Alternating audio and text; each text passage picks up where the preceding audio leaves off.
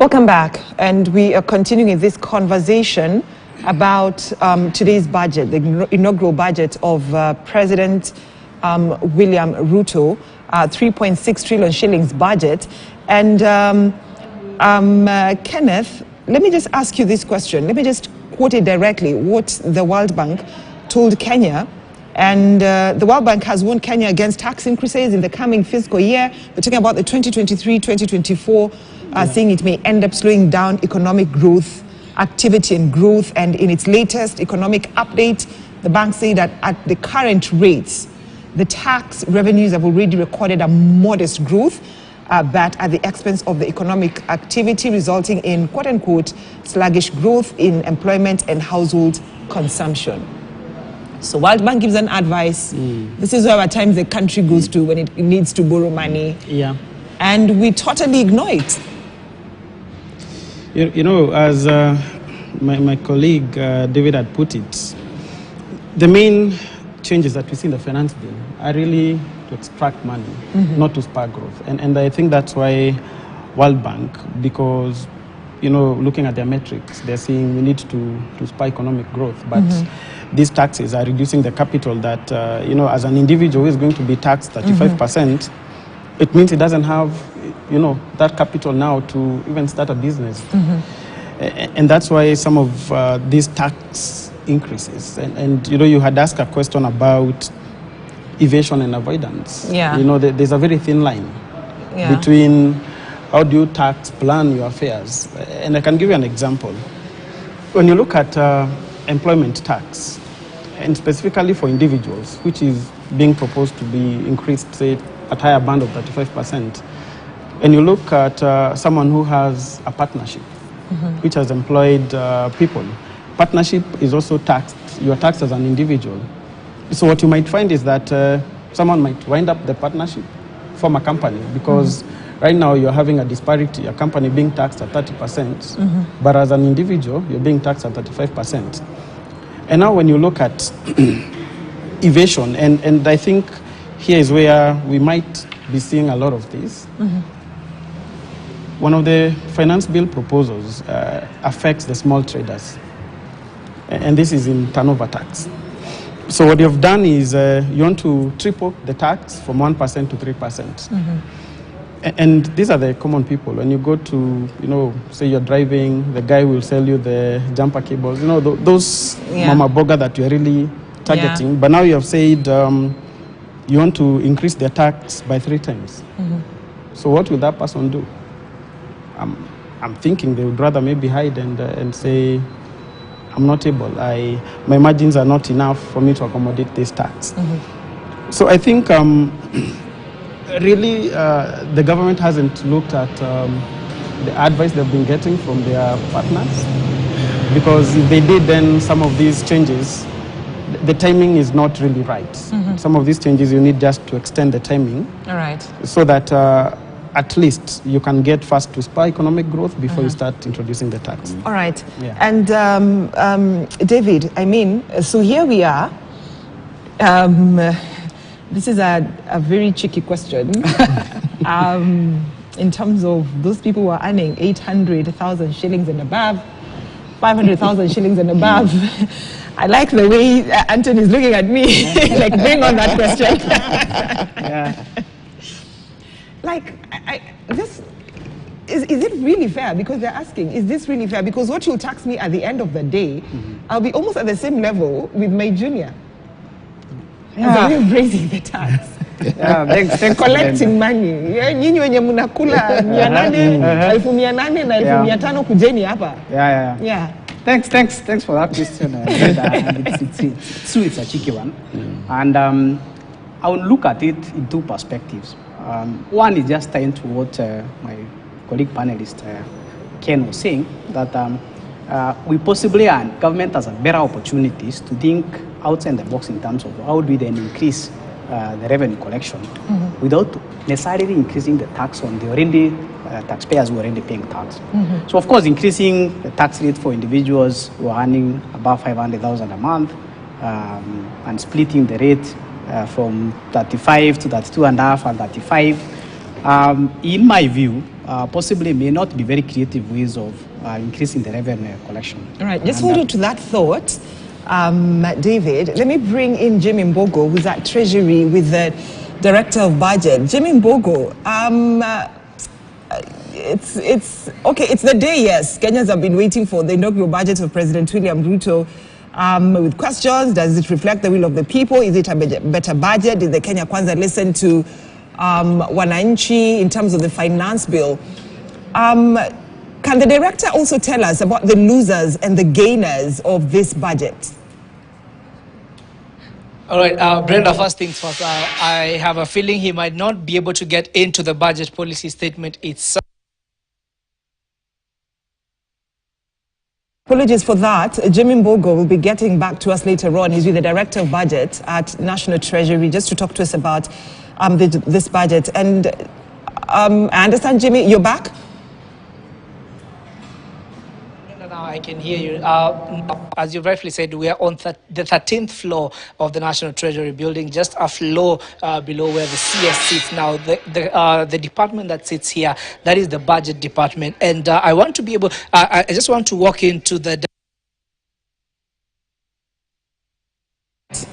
Looks like we have lost Jimmy again, but he was making his way into the office of the Director of Budget just to talk to us about today's big event, major event for the country. And of course, just remind you that it's not only Kenya within the EAC that's reading its budget today. Uganda is also meant to do that. David, you're talking to us about that proposed tax, 32.5 for Kenyans earning 500,000 shillings and above, and 35% for those earning 800,000 shillings and above. Thanks. And maybe it's good to put the numbers into perspectives. So in Kenya, the number of individuals employed formally, it's around 3.1 million Kenyans. Those earning above 100,000 is barely 3% of that, around 80,000. Therefore, those earning above 500,000, these are formal employees, would barely be in excess of 3,000 individuals. Therefore, then let's ask ourselves, as government, how much are we likely to realize from the extra 5%, 2.5%? Most likely, minimum. In my estimation, less than 800 million in a year. Less than $1 billion, to be precise. Then the question begs, these kind of people that you're targeting, is they likely to have a ripple effect on this additional tax? So typically and naturally, when your taxes increase, as an individual, the natural thing is to look at your expenses. So I would imagine what possibly the government would look at as well, besides just looking at 800,000, collect 5% extra on it, it will mean additional tax for the government, is to ask, do these people possibly provide employment opportunities, possibly in the informal sector, to other people, the hustlers now that we are talking about earlier on? And my thinking and expectation is that the persons earning these kinds of money, which the government believes this could be high net worth individuals, are possibly also supporting 3, 4, 5 other individuals. So my expectation is the likelihood is once this bill is passed and the taxes come through, then two things will happen.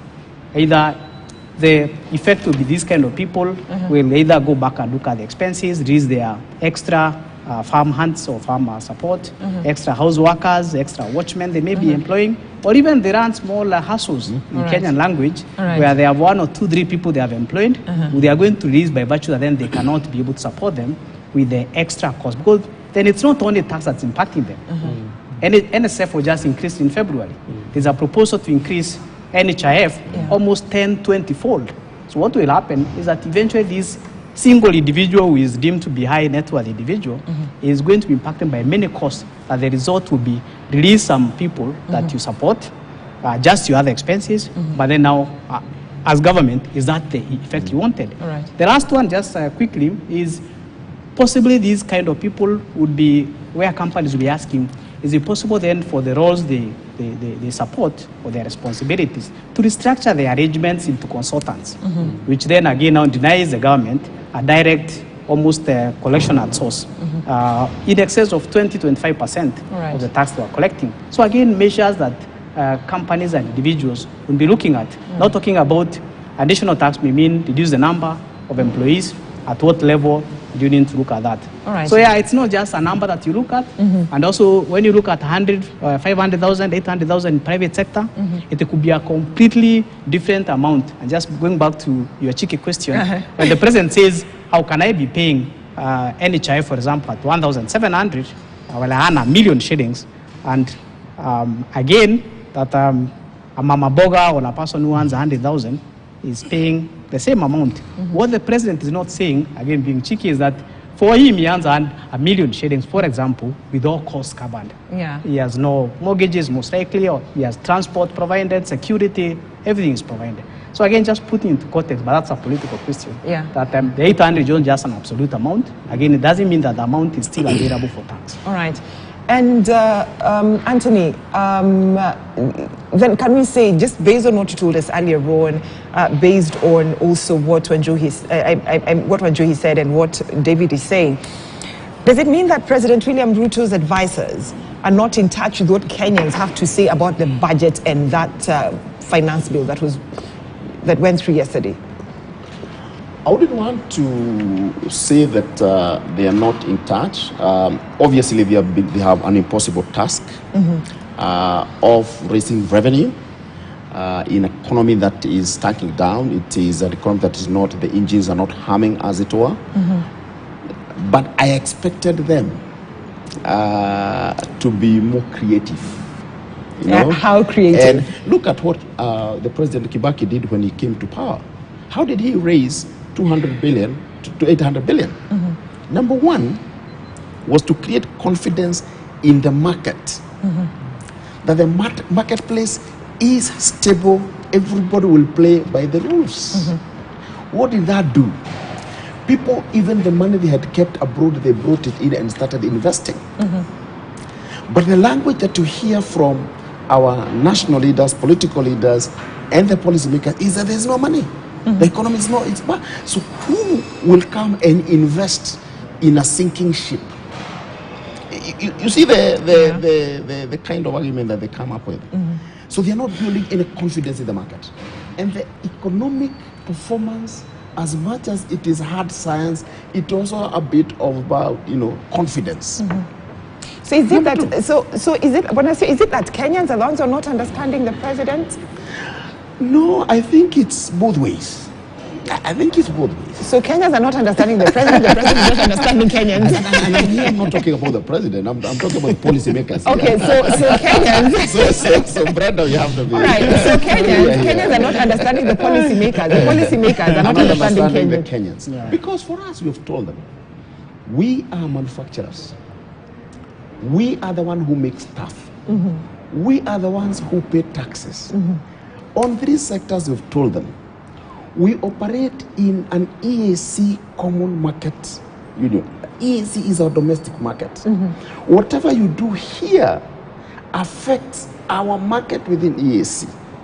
What have we done on cement, on steel, on paper? Even though there is a common market, what we call CET, common external tariff within EAC, these products, and especially the raw materials, the wisdom of 5 countries within EAC is to say, or 4, now Kenya is now separate because Kenya has a different wisdom, that the 4 is to say that on the things that we do not manufacture in this continent, or we don't have enough capacity, we ask to bring them in as raw materials at 0%. All right, let me cut you short and go back to my colleague Jimmy Mbogo. Jimmy, it's good to have you back because I just remembered a question I wanted you to ask the Director of Budget. How come, the voices of key shareholders, stakeholders, not shareholders, sorry, how come the not shareholders, but the key stakeholders, the voices were not heard when they were making the presentation on this budget and also the finance bill?